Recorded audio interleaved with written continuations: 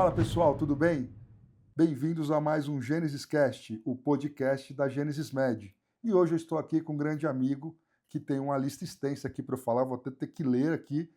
Ele é graduado, residente, especialização e mestrado pela Escola Paulista de Medicina, especialista em cirurgia minimamente invasiva e endoscópica da coluna. Ele foi um dos primeiros médicos a fazer um treinamento internacional, fellowship na Coreia do Sul, especializado em endoscopia da coluna, e atua também como formador e preceptor do curso da CETRUS e do IRCAD. Um grande amigo, Dr. Davi Del Curto, obrigado por sua presença aqui. O homem é difícil, a agenda é difícil, mas eu consegui. Muito obrigado pela sua presença. Obrigado pelo convite, Cris. Uma honra enorme fazer parte do Genesis Cash.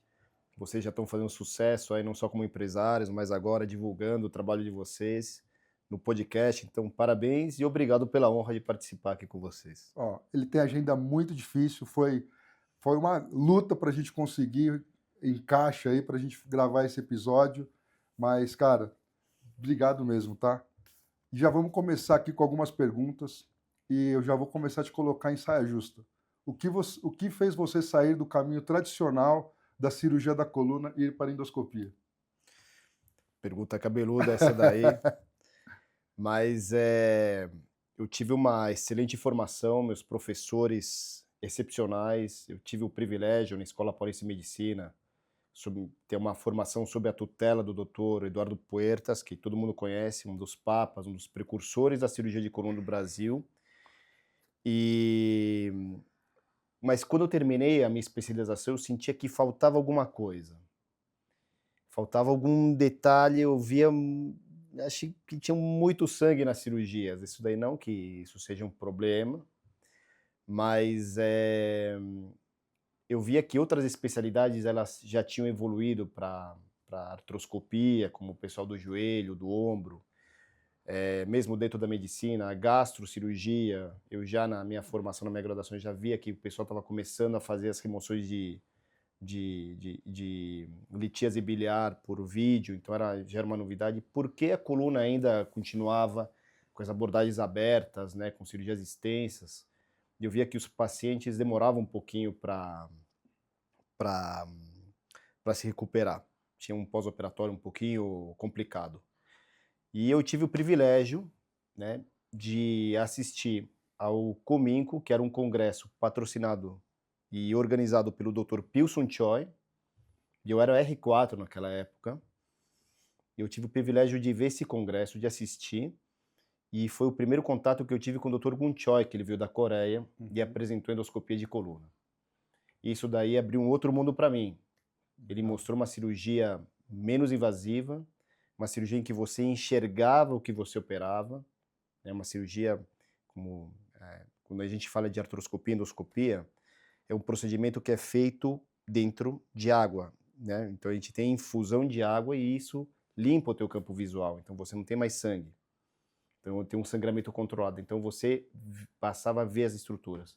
Bacana. Então um mundo novo que se abriu e eu vi que realmente os resultados melhoravam, isso me fez com que abrisse uma curiosidade e correr atrás e querer aprender. Bacana. Em que momento que você percebeu que a cirurgia minimamente invasiva não era só uma tendência, mas era o futuro? Quem dita, na verdade, essa mudança, né, é o mercado, né, o paciente. Você vê que é uma coisa natural, você começa a se questionar, o que é melhor? Uma cirurgia convencional ou a novidade que a gente está aprendendo, a cirurgia percutânea, a cirurgia por vídeo, que tem menos lesão tecidual e que você consegue ter o mesmo resultado da cirurgia convencional com dano tecidual melhor. Então, isso foi uma mudança natural. Então, isso já de cara, já logo no começo eu percebi que era um caminho sem volta. Legal. O que ainda é mito na cirurgia endoscópica da coluna? Infelizmente, existem colegas ainda que são especialistas, que ficaram, né, com alguns dogmas do passado, que falavam que a cirurgia endoscópica era limitada para casos muito específicos, casos de hérnia mole, hérnias pequenas, e isso, na verdade, isso caiu por terra. A técnica evoluiu tanto que a gente começou a indicar a cirurgia endoscópica para casos muito mais complexos, Uhum. para casos de estreitamento de canal, casos de hérnias cervicais, casos de hérnias na coluna torácica, que era um grande mito. Até hoje as pessoas têm muito medo da coluna torácica, com razão, é uma cirurgia que é um pouquinho mais arriscada, mas a endoscopia se apresentou como uma enorme solução, elegante, efetiva, segura, lógico, em cirurgiões que têm um treinamento adequado para resolver esse tipo de problemas. Legal. Eu acredito, hoje a gente evoluiu tanto que é óbvio que é papo para outro capítulo, outro episódio isso, mas a gente tem uma técnica biportal que a gente está colocando até fazendo incisão de queijos por endoscopia, né? Mas isso é para outro episódio. Onde a endoscopia não substitui a cirurgia tradicional. Casos que envolvem deformidade, né, quando você tem uma espondilolistese, que é um escorregamento de uma vértebra sobre a outra, quando você tem uma escoliose já estruturada de um paciente com uma deformidade já que tem um bom tempo, isso daí não tem como substituir. Casos que tem uma instabilidade grosseira, você Uhum. tem que colocar parafuso, às vezes você tem que fixar, usar os artifícios convencionais. E vai super bem, quando bem indicado, essas cirurgias, o paciente tem uma melhora muito boa da qualidade de vida, das condições dele. Então, se engana aquela pessoa que acha também, né, que tudo vai ser resolvido por endoscopia. Mas grande parte dos problemas que você antes tinha que abrir para fazer uma descompressão, hoje você consegue descomprimir um canal e você consegue remover hérnias de disco, eu posso dizer quase 100%, através da técnica endoscópica. Bacana. Qual o erro mais comum de quem começa na endoscopia? O erro mais comum está no excesso de confiança às vezes. Eu vejo alguns colegas que não aprenderam, não seguiram todas as linhas, todas as etapas da curva de aprendizado. E às vezes estão um pouquinho confiantes demais e vão tentar fazer uma cirurgia sozinhos, quando era melhor para determinados casos ter pelo menos o segmento, ou ser acompanhado por algum cirurgião mais experiente. Então, alguns casos ainda acabam pipocando por aí de remoção incompleta de hernia de disco, ou de Uhum. manipulação um pouquinho imprudente do nervo, porque essa é uma cirurgia que, acima de tudo, ela depende muito do cuidado de você tratar o nervo. Então, o nervo tem que ser tratado com muito carinho e com muita delicadeza. Tá. Por que você acha que a endoscopia de coluna ela ainda não é padrão no Brasil? Ou você acha que já virou um padrão? Pode-se dizer isso. A gente está nesse caminho. Ela está virando um padrão, e isso muito graças, né, à quantidade de cursos, né, que tem disponíveis no mercado, pós-graduações, inclusive essas que você citou, e de outros colegas que proporcionam uma formação muito boa. O grande problema, o que demorou para a endoscopia de coluna se estabelecer, foi essa dificuldade de você formar cirurgiões. Porque a curva de aprendizado é lenta, não é uma coisa que você vai ensinar num final de semana e o colega vai sair operando na semana seguinte. Ela exige um treinamento, exige um convívio, assistir várias cirurgias, aprender as manobras, tudo isso, os cursos em modelo de pós-graduação ou mentoria têm demonstrado uma capacidade de formar mais e mais cirurgiões, e a gente, é uma coisa que eu, como professor em cursos, talvez é um dos sentimentos mais gratificantes, tá? Assim como você tratar um paciente, você formar bons cirurgiões e que conseguem executar a cirurgia de forma segura e efetiva. Porque é claro que a anatomia, o médico que está ali, ele conhece, mas o manuseio é totalmente diferente, né? Quando eu acompanho cirurgias, eu já fui mais, hoje menos, mas eu vejo que a pegada na ótica, a gente vai mostrar um pouquinho aqui Sim. depois, mas a pegada é diferente. Então você tá operando aqui e você está olhando no monitor. Então tem uma arte que independente do conhecimento técnico de anatomia, precisa desse estado de arte da endoscopia mesmo, né? Você falou uma coisa que é muito importante na cirurgia endoscópica, porque eu enfatizo muito nos cursos, quando a gente vai ensinar um cirurgião na técnica endoscópica, ele tem que desenvolver duas habilidades fundamentais para fazer uma cirurgia segura. A primeira, orientação. O cirurgião tem que entrar com o endoscópio, o equipamento que a gente vai mostrar daqui a pouco, ele tem que entrar lá na coluna do paciente e primeiro saber onde ele está. Existem técnicas, tudo, para ele saber onde se orientar. Eu gosto muito de fazer um paralelo da cirurgia endoscópica com a aviação. Você fazer uma cirurgia endoscópica é muito parecido com você pilotar um avião. Então, se você quer pilotar um avião, acima de tudo, você está pilotando um avião, você tem que saber onde você está. E segundo, você tem que saber navegar. Tem que saber levar o teu avião para o lugar onde você quer pousar, para a pista de pouso. A mesma coisa, o cirurgião de coluna, ele tem que saber para onde ele tem que ir, quais são os caminhos, como que ele vai navegar o equipamento, os lugares, os pontos que ele precisa mexer, que ele precisa abrir, que ele precisa manipular.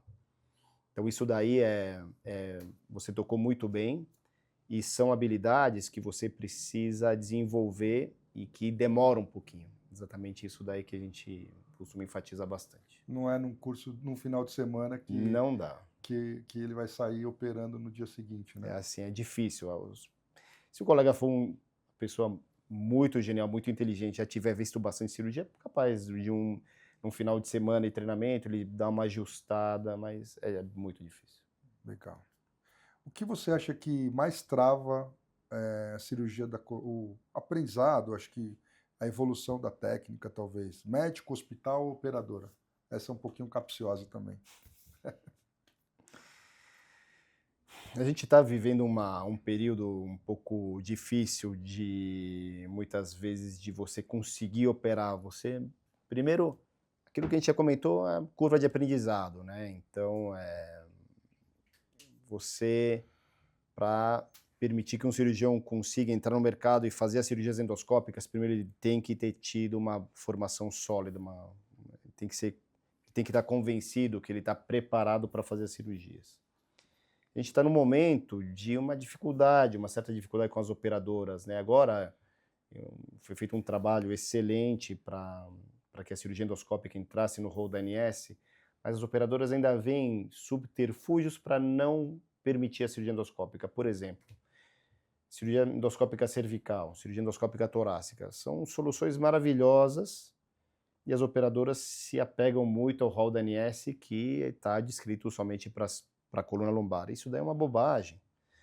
Estou com um paciente, por exemplo, que tem uma hérnia C7T1, foraminal, extrusa, com uma solução perfeita para a cirurgia endoscópica, e o convênio negou. Ele quer que a gente faça uma cirurgia convencional nesse paciente, que a cirurgia convencional é entrando pela frente. Lembrando que C7T1, o nosso último nível cervical, ela é aqui embaixo, é logo aqui em cima da nossa clavícula. Imagina um acesso aqui em cima da clavícula, você vai tirar o disco inteiro do paciente, vai colocar um implante lá, corre o risco de nem tirar toda a hérnia, você vai criar uma dificuldade técnica enorme, um risco para o cirurgião, para o paciente não ter o resultado ideal, e é uma cirurgia que, inclusive, mais cara, pasme, é mais cara do que uma cirurgia endoscópica, você vai colocar implante e tudo mais. Então, a gente chega ao cúmulo dessa situação burocrática das operadoras, que acabam eles mesmos se prejudicando. Prejudicam o paciente, eles se prejudicam economicamente e prejudicam também o cirurgião, que não consegue fazer o trabalho dele da forma mais adequada. Eu acredito que isso, acho que é uma falta de conhecimento. A Gênesis, está no DNA da Gênesis, educação continuada, e eu acho que a gente está disposto a levar essa informação para o convênio. Então, talvez, nós já fizemos isso algumas vezes, né, de dar algumas palestras para determinada operadora, e nós estamos abertos a isso, né? Então, se você é da operadora, se é do departamento de autorizações, glosas, enfim, a gente está disposto a levar um especialista aí, acho que o próprio Dr. Davi se dispõe a isso, como já fez outras vezes, e de explicar para vocês a diferença realmente, que além de financeira, é levar o melhor, levar qualidade de vida, proporcionar algo melhor para o paciente, né? Então, acho que é importante a gente frisar isso daí. Na sua visão, quem paga a conta da inovação hoje? Quem paga a conta é sempre o consumidor final, tá? Então, assim, a gente vê que ao longo da passar dos anos, a tecnologia vai sendo incorporada à prática da medicina. A tecnologia, obviamente, não é barata, então a medicina está ficando cada vez mais cara. E o manuseio dessa medicina mais tecnológica também está se tornando mais caro. Então, a gente cria a necessidade de criar, também de formar ultra especialistas, né? Então, talvez seja uma das suas próximas perguntas aí, qual vai ser o caminho da endoscopia, qual que vai ser o caminho da cirurgia da coluna. E hoje a gente vê muito da robótica que está vindo aí. Então, os robôs estão representando uma ferramenta muito segura para a solução de alguns problemas, não só na cirurgia de coluna, mas está super estabelecido na cirurgia urológica, no câncer de próstata. E esse é um caminho natural que vai vir. Mas o robô não é uma ferramenta barata. Então a gente saiu das cirurgias convencionais, que eram feitas com instrumentos simples, manuseio, pinças, para isso daqui, que é um material que tem uma fabricação muito mais delicada, que exige um sistema de vídeo, que acaba encarecendo um pouquinho mais a cirurgia, mas é uma tecnologia que traz um benefício enorme. E o próximo passo é a robótica, então, que vai aumentar ainda mais o custo, mas também a gente entra no dilema do tema do custo-benefício, né? Do custo-efetividade. Então, vale a pena a gente investir numa tecnologia que vai transformar esse tratamento muito mais caro para ter um resultado igual? Então, esses dilemas, só o tempo irá responder. Então, só não tem como prever como será a evolução, mas, sem dúvida, a tecnologia é maravilhosa, ela vem para melhorar o resultado e tornar a cirurgia de coluna mais segura e mais efetiva. Essa aqui eu acho que eu já sei até a resposta, mas como você decide entre o tratamento conservador e uma cirurgia? E aí uma cirurgia endoscópica, mesmo a endoscópica, que é menos agressiva. A condição primordial que determina, no final das contas, é a funcionalidade.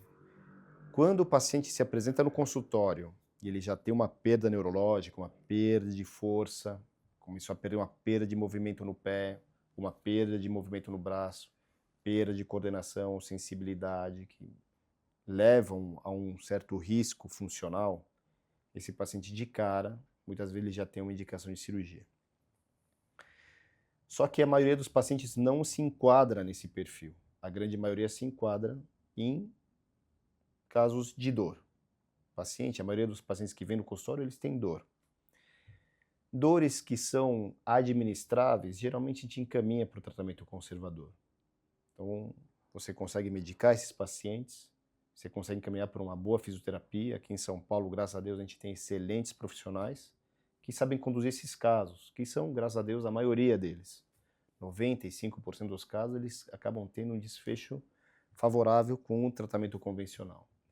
Só que existe uns 5 a 10% que se enquadra ou nessa perda neurológica funcional, ou numa dor intratável, ou numa dor que não melhora, uma dor até, digamos, até suportável, mas que dura muito, que se prolonga e o paciente começa a afetar a qualidade de vida do paciente. Então, essas três situações, uma dor que não melhora por mais do que 6 semanas, uma perda neurológica ou uma dor intratável, uma dor muito intensa, que existem quadros que o paciente vai para o hospital, não consegue andar, não consegue ficar reto, nem com analgésicos potentes ele consegue aliviar a dor.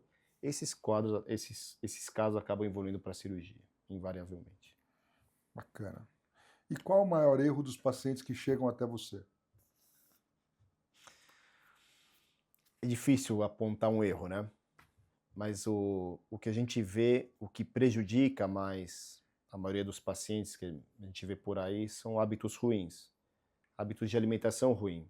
Então, ganhar peso à toa por uma alimentação ruim, uma alimentação que envolve uma certa indisciplina. Sedentarismo. Então, pacientes que não praticam atividade física saudável, tudo também acaba afetando, em algum momento da vida deles, pode afetar a coluna deles. Não só a coluna, como outras partes do corpo delas. E, por fim, vícios posturais.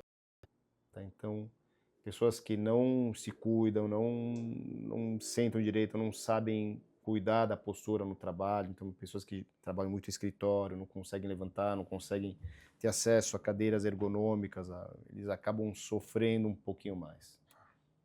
Então, assim, geralmente o erro, se for para apontar um erro, eu diria que são hábitos, pessoas que plantam e têm hábitos ruins, vícios ruins. Já vou até melhorar minha postura aqui. Não sei, vou melhorar a minha também aqui. O cirurgião do futuro vai operar menos?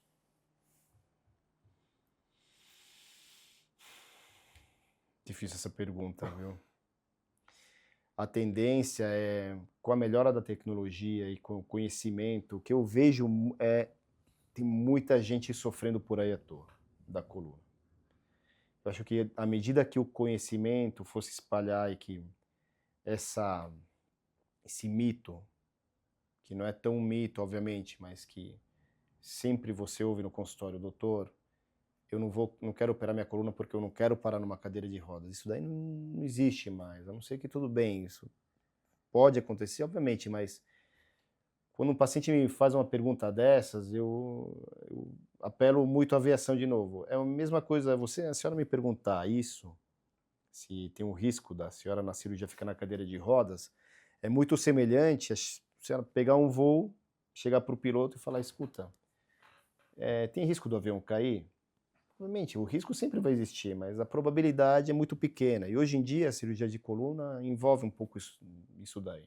Risco sempre vai ter, mas a probabilidade, assim, seguindo todos os preceitos, o checklist de segurança de uma cirurgia, a possibilidade de um paciente ter uma complicação neurológica grave, hoje em dia, é muito difícil. Legal. Você pode contar pra gente um caso mais desafiador da sua carreira? Obviamente, sem citar nome, mas o que a patologia em si, o que você teve que resolver ali na hora e...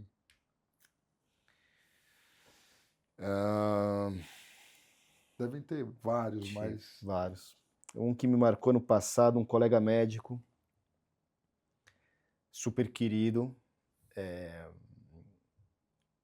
que, obviamente, a gente tem uma brincadeira entre médicos, que a gente fala do paciente que é CRM positivo, quando ele é médico ou ele tem um parente de um médico. E esse colega, super querido, lá no Hospital do Coração, ele fez parte da diretoria, tudo. Uma hérnia torácica que é extremamente grave. A gente operou a hérnia torácica dele, essa hérnia recidivou, mas a recidiva dessa hérnia torácica foi mais volumosa que a hérnia original. E ele perdeu força nas pernas, a recidiva dele, não sei se você lembra desse caso. A gente teve que reoperar ele na urgência, e nesse dia, assim, eu apelei eu rezei muito no dia da cirurgia dele, foi uma das cirurgias mais tensas da minha vida, porque eu não podia ter essa complicação. Graças a Deus deu tudo certo, ele ficou ótimo, a gente está acompanhando ele, recuperou tudo, e assim, mas existem casos que são desafiadores e tem casos que nem envolvem muito a parte técnica, né? Eu já tive uma paciente que desenvolveu uma coisa que eu fui estudar depois, que eu não conhecia na minha formação, que é síndrome conversiva, quando a pessoa desliga um membro, a gente operou a coluna dela e desligou a perna toda. Mas você nunca perde movimento numa perna toda, você perde movimento de um segmento do teu membro, não da perna toda. E a síndrome conversiva ela é muito confundida com simulação. Então, o primeiro neurologista que a gente chamou para avaliar a paciente falou assim, não, isso aqui é um quadro incompatível com os exames, então a paciente é uma simuladora. Só que a gente fez teste de dor na paciente, ela não tinha dor. E a gente deu alta para ela esperando uma recuperação espontânea, tudo. Ela vinha no consultório na cadeira de rodas. Eu me lembro na época a gente atendia convênio, tinha uma sala de espera cheia de pacientes para ser atendidos. Ela vinha no pós-operatório na cadeira de rodas. Os pacientes perguntavam para ela que estava na sala de espera: o que aconteceu com você? Não, eu operei da coluna com o Dr. Davi. Com um sorriso no rosto, porque ela era super alto astral. E na verdade era síndrome conversiva. A gente reoperou ela, porque ela voltou a ter dor. E na reoperação, eu lembro que eu chamei o Dr. Ricardo Ferreira para monitorar a cirurgia dela.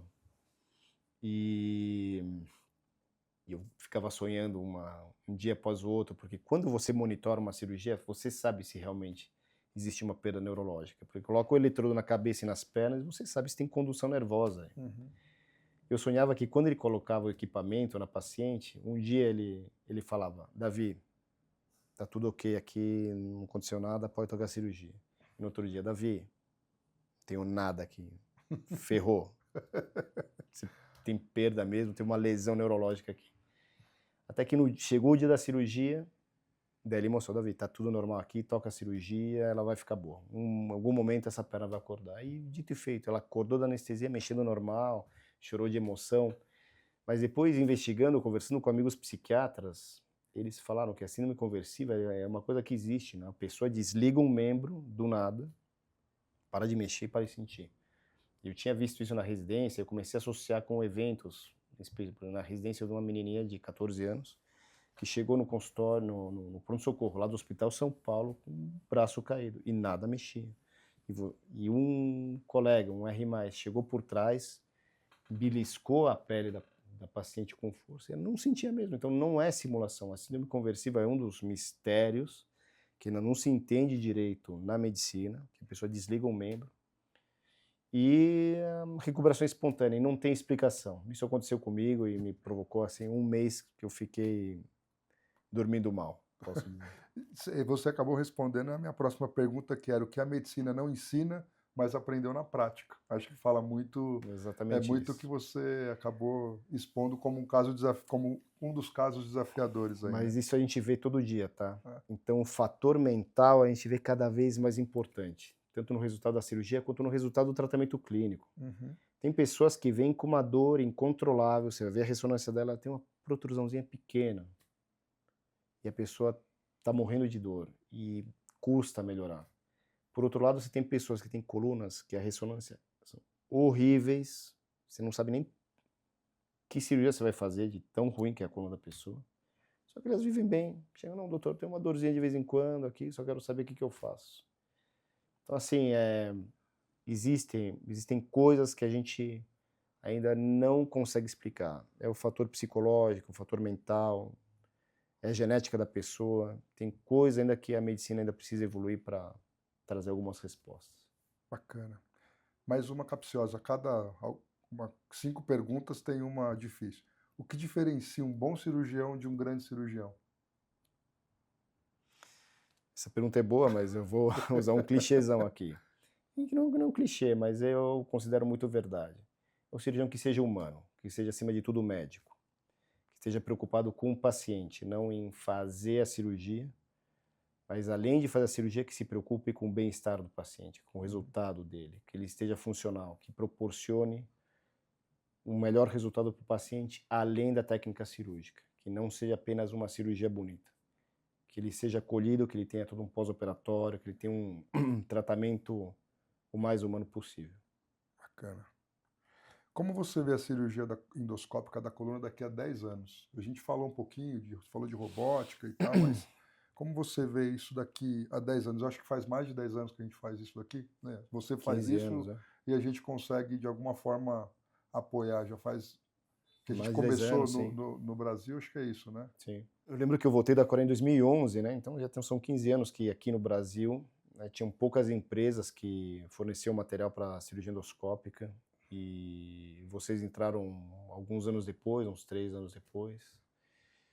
E o que eu vejo é que irá existir, não sei se daqui a 10 anos vai ser um tempo suficiente, mas em vez do braço do cirurgião manusear uns instrumentos, talvez a gente tenha um braço robótico. Talvez daqui a 10 anos a gente tenha. Não sei como que vai ser essa transição, mas eu quero pagar para ver como é que vai ser essa evolução. Você acha que o Brasil está atrasado em alinhamento com o mundo da endoscopia? Pelo contrário. Hoje o Brasil, eu posso dizer assim, com muito orgulho, que é um dos países do mundo que tem mais cirurgiões, ótimos cirurgiões endoscópicos capacitados. Muito mais que Estados Unidos, muito mais que vários países de primeiro mundo. Então, obviamente, as grandes escolas são a escola alemã e a escola da Coreia do Sul, mas isso está se espalhando. A China já tem vários cirurgiões muito bons, a Índia tem cirurgiões muito bons. mas o Brasil não fica atrás. O Brasil, posso falar que a gente tem, pelo menos em São Paulo, tem 10 excelentes cirurgiões. Você acha que quem não se adaptar à cirurgia minimamente invasiva hoje no Brasil fica para trás? Totalmente. Isso não há a menor dúvida. Porque o próprio paciente vem procurando isso. O próprio paciente pergunta para o médico: o senhor faz a cirurgia menos invasiva? O senhor faz a cirurgia endoscópica? Então, existe um caminho, a gente está caminhando isso para uma questão cultural, que já existe uma exigência de mercado, um mercado. Então, assim, o paciente exige. E é anacrônico, né? Uma hérnia de disco, você abrir para uma hérnia de disco hoje, desculpa, é um pecado. E eu lembro que teve um paciente que veio no meu consultório, passou com um colega que fazia cirurgia convencional e falou que a hérnia dele não dava para fazer por endoscopia, que corria muito risco, que podia machucar o nervo e que o acesso não era bacana. Ele colocou medo no paciente e o paciente acreditou nele. Mas ele não quis, ficou um pouquinho assustado, tudo, e acabou, acredito que ele acabou operando com esse colega, o que foi uma desinformação. Tá. Então, assim, mas a grande maioria acaba vindo, não tem jeito. A cirurgia endoscópica acaba trazendo o paciente e acaba atraindo os cirurgiões jovens, de mais idade, até que já se formaram há bastante tempo, que queiram aprender a técnica, porque realmente é uma cirurgia que, além de ser menos invasiva, eu estou falando agora do ponto de vista do cirurgião, é menos invasiva, efetiva, você resolve o problema e, além de tudo, ela é prazerosa de fazer. Por que, assim, prazerosa? Você é um tipo de açougueiro, você é. Não é questão de ser açougueiro. Porque você está vendo o que você está fazendo. Você vê o nervo, você vê a hérnia, você vê o ligamento, você vê o canal, você vê as estruturas, a anatomia, que é maravilhosa, a anatomia da coluna.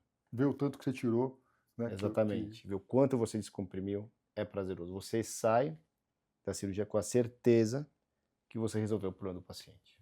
Bacana. Que é uma coisa que a cirurgia convencional algumas vezes não te dá. Fica só com a imagem do raio-x, né? Isso. Bom, vamos entrar um pouquinho agora. Acho que é importante a gente mostrar e falar um pouquinho do material. O que você percebe de evolução das empresas que fornecem esses materiais, dos materiais propriamente ditos, de quando você começou, né? E de hoje em dia? Acho que, obviamente, tem muito mais empresas, né? A gente trabalha com isso desde quando não estava nem no hall, né? A gente enfrentava os desafios, de alguma forma a gente fornecia, pagava o preço por isso para conseguir beneficiar o paciente e proporcionar isso para vocês. E aí entrou no hall, outras empresas obviamente embarcaram nisso também, e hoje a gente tem uma gama aí de empresas. O que diferencia um material do outro? O que é importante? A gente tem aqui trouxemos uma caixa aqui, é exatamente o que vai para a cirurgia, o descartável que é utilizado. E eu queria que você falasse um pouquinho, se precisar pegar aqui, mostrar. Bom, quando eu comecei a fazer a cirurgia endoscópica ela foi desenvolvida para resolver as hérnias de disco. Então o material foi desenhado para você posicionar a cânula, que é como um trocar lá dentro lá do disco. Você entrasse com uma pinça, conseguisse remover a hérnia e aí acabava a cirurgia. Então o portfólio de instrumentos era restrito. Uhum. Como a tecnologia avançou, a qualidade visual a gente foi da visualização analógica para o Full HD e depois para o 4K hoje em dia. Você passou a enxergar melhor. Então, entraram as brocas, você começou a enxergar melhor. Foi possível a gente expandir o leque de indicações para estenose de canal. Então, entraram em cena as brocas, o drill e uma gama diferente de brocas para fazer as descompressões. Isso obrigou com que o mercado fabricasse, que os fabricantes fizessem óticas mais robustas, que aguentassem fazer cirurgias mais extensas e mais duras, né, que Uhum. envolvessem a remoção de osso. Então a gente tem hoje esse instrumental, né, que era mais delicado antes e que tinha muita quebra. Hoje você tem, por exemplo, essas loves. A love é um instrumento básico, é a nossa famosa, é a famosa pinça, né? Então essa era uma pinça que tinha muita quebra. Você provavelmente conviveu com essa quebra de instrumentais, né, que eram materiais que não tinham sido desenhados para pegar, para efetuar manobras um pouquinho mais, que exigissem um pouquinho mais de força, de acessar o osso, que antigamente você só acessava o disco.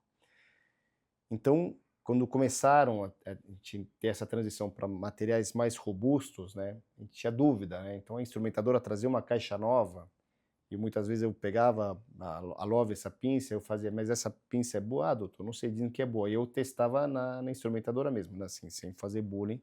Eu pegava na roupa dela, aqui assim, e eu puxava, ver se o negócio não soltava. E quando não soltava, não, essa pinça é boa. E aqui não soltou, viu? Se eu puxasse mais, eu ia rasgar tua calça aí da Giorgio Armani. Mas ela segurou bem. Então, aí você vê a qualidade, você vê que quando o material é robusto, ele é bem desenhado, ele não solta, ele pega ela, ele não Uhum. solta, não quebra, ele dura mais. E a mesma coisa aconteceu com as óticas. As óticas tinham um índice de quebra muito alto. Hoje, as óticas, elas aguentam cirurgias de stenose de canal, então elas têm uma durabilidade, acho que vocês, da empresa, da parte do comercial, que vocês lidam, né, com a manutenção desses equipamentos, acho que estão durando mais, né, tem uma resistência melhor. Então a qualidade dos materiais tem melhorado, né. E a gente tem diversos fabricantes hoje em dia, né, e a tendência é que os cirurgiões se identifiquem com os fabricantes. E os próprios fabricantes hoje na Alemanha, cada um tem o seu staff, o seu grupo de professores que Uhum. vão formar novos cirurgiões. Então, esses novos cirurgiões, esse staff, eles estão habituados a usar o mesmo instrumental sempre. Então, eu gosto de fazer, nesse momento, eu gosto de fazer um paralelo com tênis. Então, mais ou menos, você está habituado a jogar com uma certa raquete de tênis e assim as coisas funcionam super bem. Você está acostumado com a pega do material, a ótica de um jeito, e de repente vem um hospital ou uma operadora e fala para você, não, você tem que usar essa outra raquete de tênis. Pô. Uma cirurgia, para mim, eu considero como uma final de Wimbledon. Não existe a possibilidade de perder. Muito para ganhar, estou falando da coluna de um paciente. É muito complicado quando vem uma operadora e fala assim, não, você vai usar essa raquete de madeira aqui. Se vira aí. Não dá. Assim, para um cirurgião, as pessoas, é uma questão de bom senso, tem que saber até quando, qual é o limite de você impor Uhum. para o cirurgião que material que ele vai usar. Isso daí é uma coisa que fere toda a ótica e fere o código de ética médica. Eu acredito muito que deveria haver um nivelamento de custo, obviamente adequado, e quem se enquadrasse nesse custo pudesse participar dessa concorrência, obviamente validado por quem, na prática, utiliza o material. Então, eu acho que a concorrência ela tem que existir.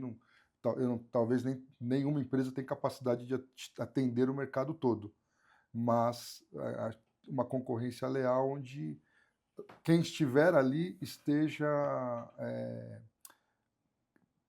qualificado para atender. Então, você é um médico de referência, como outros de determinados serviços, foi passado no comitê técnico e essa empresa, mais essas estão Perfeito, qualificadas para atender aqui. A gente perfeito. sabe que a gente não vai ter surpresa se entrar com esse material.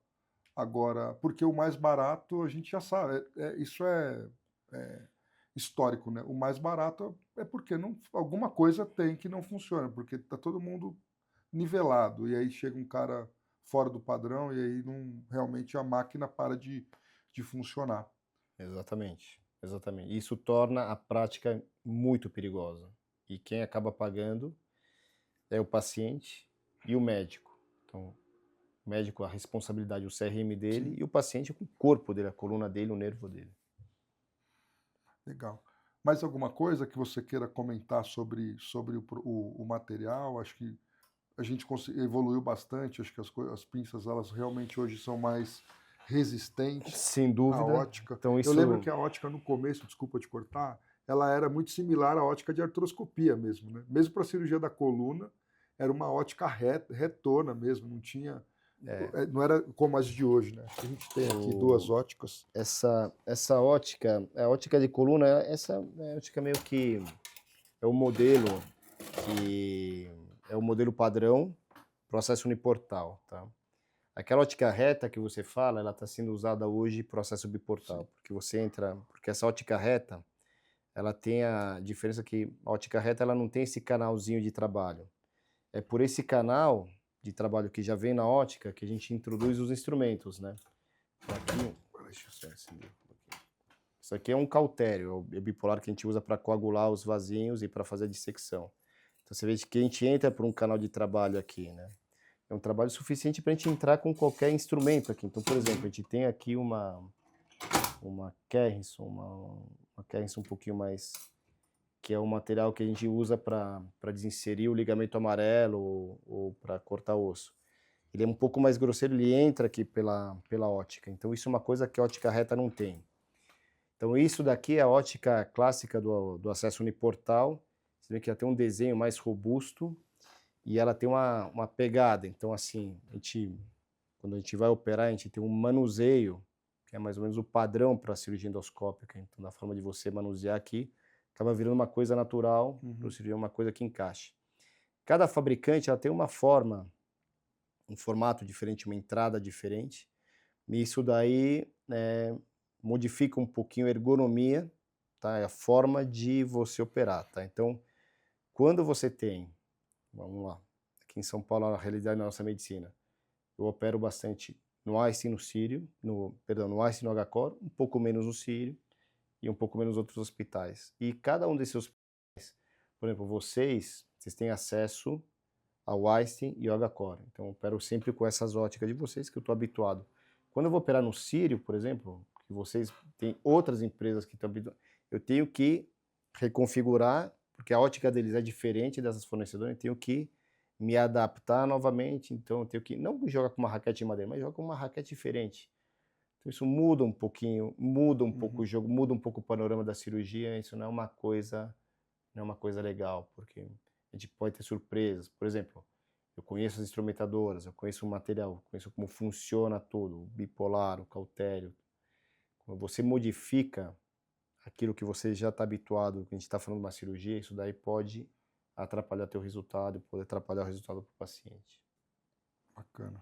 Eu lembro, você me fez lembrar quando a minha mulher estava grávida, minha esposa estava grávida, e ela queria escolher o hospital que a bebê ia nascer. E aí eu falei assim: você não vai escolher, quem vai escolher é a sua médica. Nessa época eu já trabalhava, já atuava na área da saúde.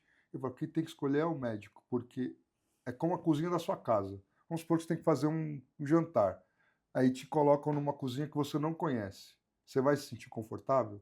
Você vai se sentir bem? Você não vai saber onde pegar as coisas. Então, o centro cirúrgico de um hospital onde o médico se sente confortável, onde ele conhece o circulante, onde ele conhece a empresa que está servindo ele, então você vai escolher onde vai ser a médica. Então, nós temos duas filhas e o parto, a médica estava mais habituada ali com São Luís e Itaim na época, e a outra, a mesma médica, fez o parto 7, 8 anos depois, ela escolheu a Promatre, porque ela não tá, tinha mudado o quadro de pessoal ali, o modus operandi do outro hospital, e ela falou: hoje eu estou me sentindo em casa na Promatre. Nós vamos fazer aonde. Então, eu acho que tem que ser uma coisa É assim, aonde o exatamente essa médico está situação. atuando. É exatamente isso, velho. É essa a questão. Ainda mais quando você pega um caso complexo e você, a cirurgia, o centro cirúrgico é um lugar onde um cirurgião, a equipe, todo mundo tem que se sentir seguro, relaxado e ter a certeza que as coisas vão funcionar como sempre funcionam, que sejam sempre numa rotina de segurança para você poder ter o melhor resultado. Legal.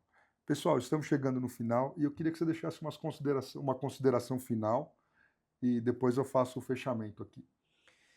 Eu queria parabenizar o trabalho da Gênesis, que tem, ao longo dos últimos 10 anos, né, a gente tem mantido uma parceria.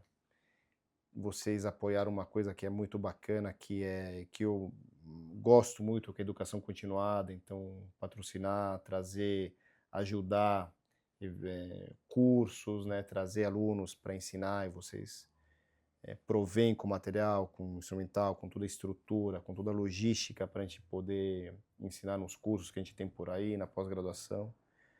Então, meu agradecimento e uma honra estar aqui com vocês. Espero ser convidado outras vezes para a gente poder compartilhar nossas experiências e dar algumas risadas aqui também. Boa, legal. Gente, obrigado, obrigado pela audiência.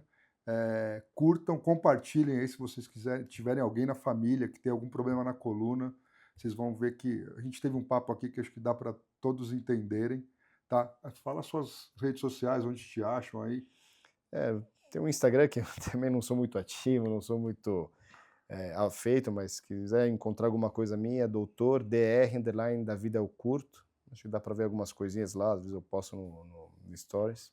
Esse aqui, eu acho que vou postar no feed nosso podcast. Boa.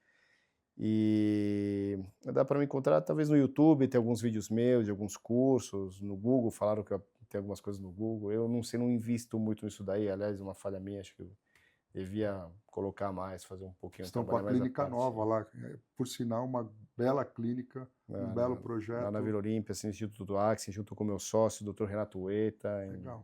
Muito bacana, vocês, com o apoio de vocês também. Gente, é isso. Obrigado. Compartilhem e aguardem aí para os próximos episódios.